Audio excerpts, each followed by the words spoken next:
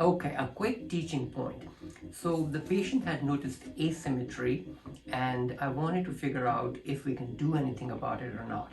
You always have to diagnose if it is because of a true size difference in the ala or the nostrils, or is it because of the columnar deviation, or it is because of lack of cartilage in the lower lateral cartilage somewhere, or something different.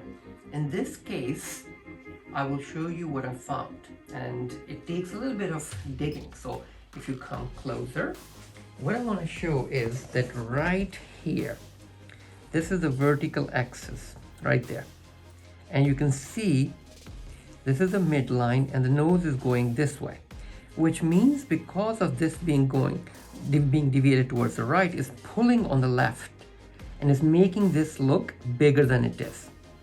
That's the problem. Now, if we go in and we measure right from the center to the edge of this nostril and the edge of this, I just did the measurements and they're perfectly fine. So this pulling is making it look longer. I'm exaggerating it obviously to emphasize the point. Now, if it was more towards this way, there we go.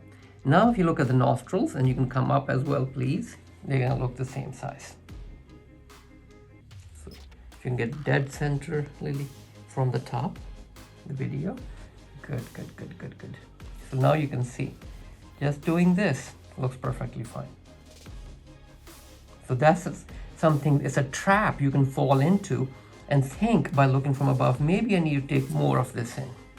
But if you do this, the whole thing is going to be deviated that way, and the deviation will look worse. Deviation of the nose, so good.